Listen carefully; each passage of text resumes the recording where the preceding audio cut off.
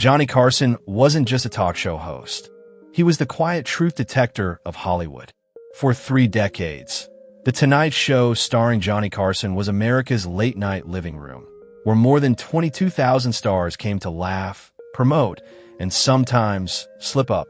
With that easy Midwestern charm and a smile that disarmed even the most media-trained celebrities, Carson had a way of getting people to reveal more than they ever planned to. But what truly set Johnny apart wasn't just how comfortable he made his guests.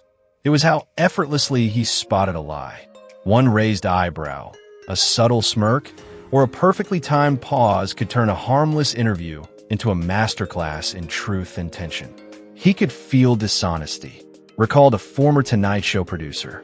Johnny always knew when someone was exaggerating their fame, rewriting their past, or just flat out faking it. And he had this brilliant way of letting the audience in on the joke, without ever embarrassing the guest. Tonight, we're diving into 8 unforgettable moments when Carson's lie radar went off on live TV. Times when Hollywood's polished stories collided with Johnny's quiet, relentless pursuit of honesty. Some were funny, others downright awkward, but all revealed the razor-sharp instincts of a man who understood both people and performance. And first up, a Hollywood legend who thought he could shave a few years off his age, until one simple question from Johnny exposed a mathematical mistake that left the audience in stunned laughter. Zsa Zsa Gabor, the self-made royalty of Hollywood illusion. Zsa Zsa Gabor didn't build her fame on acting talent. She built on charisma, charm, and a masterful illusion. With her thick Hungarian accent, diamonds flashing under studio lights, and a perfectly rehearsed air of European sophistication, she sold America a fantasy of nobility. Chief among her self-crafted myths was the claim that she was of Hungarian royal descent, a story she repeated endlessly on The Tonight Show, long enough for many to almost believe it. She was famous for being famous long before that was even a thing, recalled one Tonight Show talent coordinator. Her whole act was European glamour mixed with a touch of make-believe. But Johnny Carson wasn't buying it. During a memorable appearance in the 1970s, Gabor once again bragged about her royal bloodline, embellishing every detail as if she'd stepped straight out of a palace.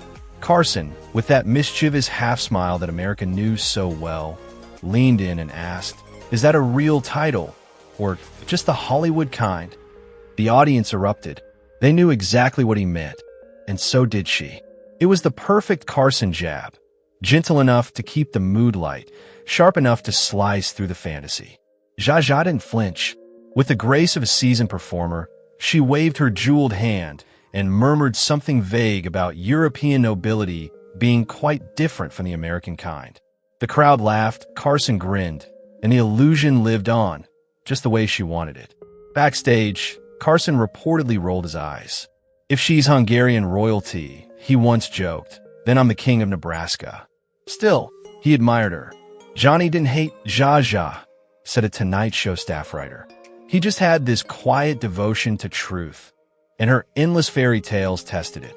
In truth, the Gabor moments became a kind of running inside joke between Carson and his audience, a delicate dance between authenticity and artifice. Johnny, the man who loved honesty wrapped in humor, and Zsa Zsa, the woman who turned fantasy into a career. Together, they created a little piece of television magic, where charm met truth, and both came out shining. Truman Capote's sobriety hoax, the night Johnny Carson saw through the lie. Truman Capote had long been one of Johnny Carson's favorite guests. In the 1960s and early 70s, he was television gold, witty, flamboyant, and always ready with a deliciously scandalous story about New York's social elite. But by the late 70s, the genius behind In Cold Blood was fading, consumed by alcohol and drugs. What once made him magnetic now made him unpredictable, and one Tonight Show appearance would expose just how far he'd fallen. He showed up in terrible shape, recalled a production assistant from that night.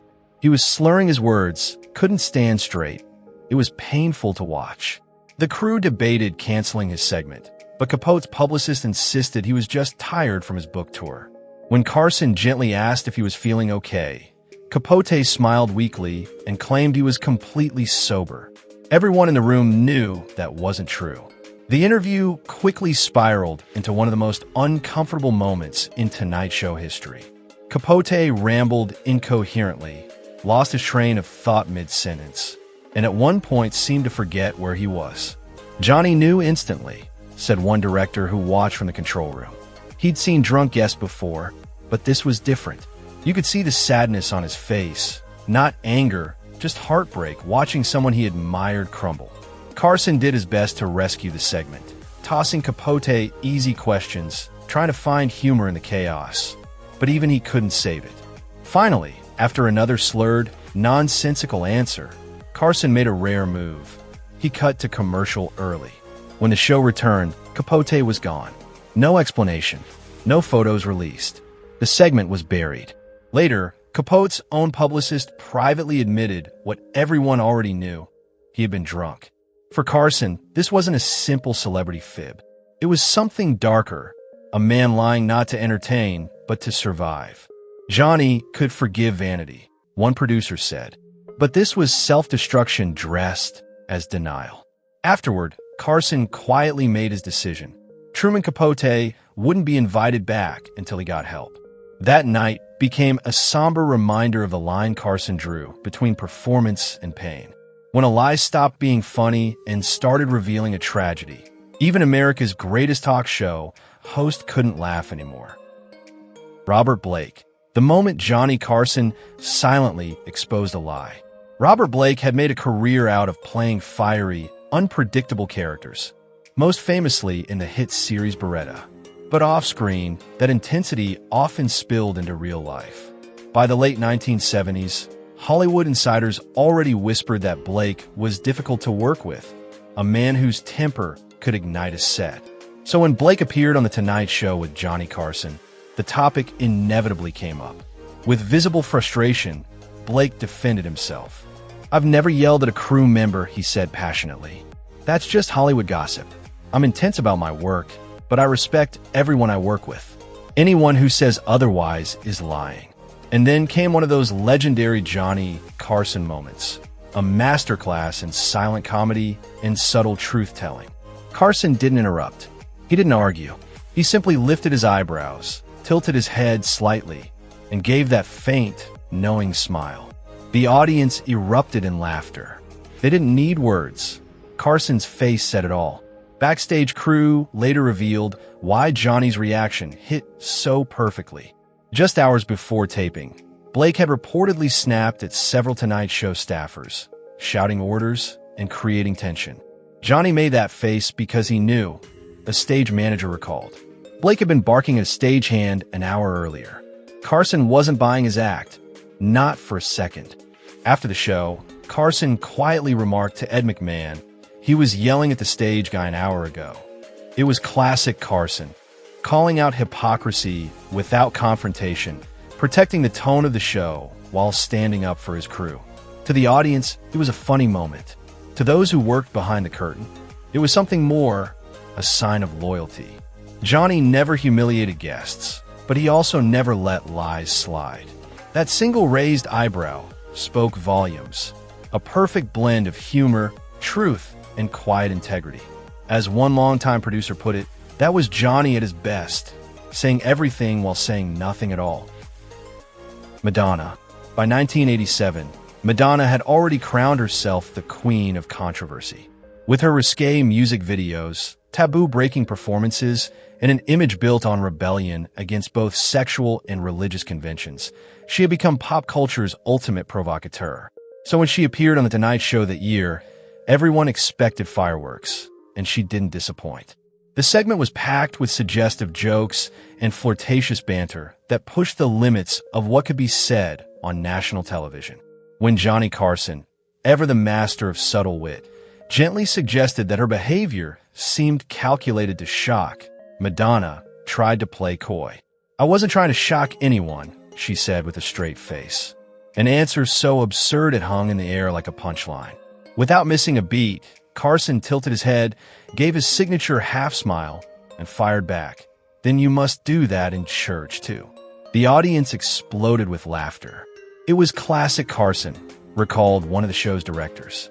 He exposed the pretense without ever losing his charm. One dry line, and the whole act unraveled. For a brief moment, Madonna, so used to controlling her image, looked genuinely stunned. The camera caught her smile falter, revealing a rare flash of the woman behind the persona. She wasn't used to being called out, said a camera operator who was filming her close-up. Most interviewers either took her provocations seriously or reacted with shock. Johnny did neither. He just laughed at the game she was playing. That night became legendary among Tonight Show insiders. Not just for the joke, but for what it revealed. Carson wasn't offended by her boldness. He was offended by the dishonesty of pretending it wasn't intentional. Johnny didn't mind edgy guests, one talent coordinator explained. What he couldn't stand was fake innocence. If you're going to be provocative, own it. After that episode, Madonna never appeared on Carson's Tonight Show again. Officially, there was no ban, but everyone behind the scenes knew. Johnny had seen through the act, and that was enough. To him, television could be theatrical but not phony. He could forgive embellishment, even exaggeration, but not someone who pretended their deliberate performance was accidental. The Madonna exchange became a textbook example of Carson's quiet genius, cutting through pretense with a single line and doing it all with a smile. Burt Reynolds, the master of mischief. Burt Reynolds wasn't just a frequent guest on The Tonight Show. He was one of Johnny Carson's favorite sparring partners. Together, they created television magic throughout the 70s and 80s, fueled by razor-sharp wit, genuine camaraderie, and a love of pushing each other's buttons. Their on-screen chemistry was electric, part friendship, part friendly competition, and often exploded into hilarious moments of pure chaos. One of the most unforgettable came when Reynolds launched a supposed spontaneous prank war that ended with him smearing a mountain of shaving cream across Carson's face. As the audience howled with laughter, Carson, dripping in foam but smiling that knowing smile, asked, "Was that planned?" Reynolds, feigning innocence, shot back, "This is all off the cuff. Totally spontaneous." Without missing a beat, Carson reached into his desk drawer and pulled out a note card. He held it up to the camera. "Then what's this say?" he teased. Written across the card, "Burt hits Johnny with shaving cream." The crowd erupted. Reynolds cracked that unmistakable grin, caught red-handed. It was all part of the show, and everyone knew it. It was a lie, one segment producer later admitted, laughing. But it was the fun kind of lie. Every second was planned, the setup, the timing, even the fake surprise. That moment captured what made the Carson-Reynolds dynamic so special. Their lies weren't meant to deceive. They were part of a comedic dance, a wink to the audience. As one writer put it, it was like a magician saying, "This is an ordinary hat," before pulling out a rabbit. Everyone knows the trick's coming. That's what makes it fun. Carson's playful exposure of Reynolds wasn't about calling him out. It was part of the act, a meta-joke layered inside another joke.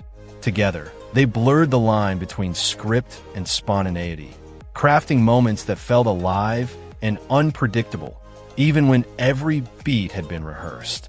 A longtime director once described it perfectly.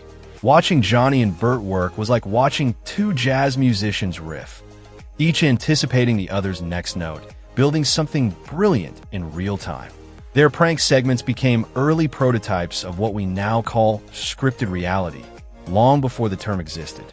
Everyone, the hosts, the guests, and the audience, was in on the secret. The humor wasn't in fooling anyone. It was in letting everyone see the trick and still love the performance. It was smart, layered comedy at its finest, an artful mix of truth, performance, and play that showcased Carson's genius as a host and Reynolds' charm as his mischievous partner in crime. George Jessel, The Night the Laughter Died. George Jessel was a relic from another time, a vaudeville veteran whose humor had been forged in smoky theaters of the 1920s and 1930s. By the time he walked onto the Tonight Show stage in the early 70s, entertainment had changed, but Jessel hadn't. His jokes, especially those laced with racial and ethnic stereotypes, felt like fossil from a bygone era. That night, the studio audience didn't laugh. They froze. A heavy silence fell across the room as Jessel finished his punchline. one so tone-deaf it sucked the air out of the studio. Johnny Carson, ever the consummate professional, tried to keep the show afloat. But even his smile couldn't hide his discomfort. When Carson calmly remarked on the crowd's reaction, Jessel snapped back with a self-serving boast. "Everyone loves my material. People expect it from me." A director who worked that night later recalled, "Johnny cut to commercial early, and you could see it on his face.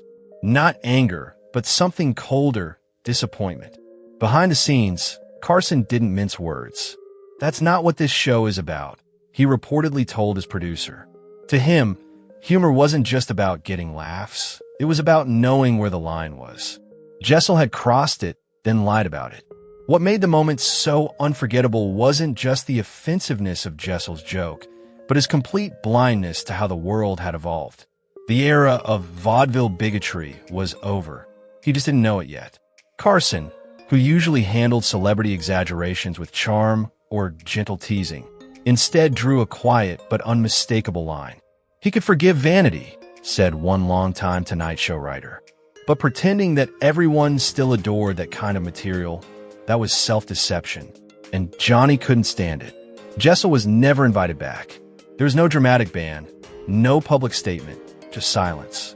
His name simply vanished from the guest list. For Carson, that episode became a quiet reminder that entertainment might thrive on laughter, but it also requires conscience. Beneath his easy grin, Johnny was a man with moral boundaries. And when someone crossed them, even a Hollywood legend wasn't spared. Chuck Berry, the "I'm fine" that rocked The Tonight Show. Chuck Berry, one of rock and roll's true pioneers, was set to bring his electrifying energy to The Tonight Show in the late 1970s. But what was supposed to be another legendary performance turned into one of the show's most unforgettable backstage meltdowns. When earlier segments ran long, a production assistant informed Berry that his performance would be delayed. Flashing that familiar smile, Berry calmly replied, "I'm totally fine waiting." Those 5 words sounded polite, professional, and turned out to be a complete lie. Johnny was relieved, recalled one producer. He'd dealt with plenty of temperamental stars before, so hearing Chuck was fine sounded like a blessing. But that relief didn't last. Behind the scenes, Berry was seething. The delay felt like disrespect to a man who helped invent rock and roll. His polite response was a mask, a ticking bomb behind a grin. Minutes later, without warning, Berry vanished. One moment he was sitting in the green room. The next, he was gone. Out of the building, no goodbye, no explanation. The Tonight Show crew scrambled to fill the empty performance slot while Carson, ever the cool professional, smoothed it over on air as if nothing had happened.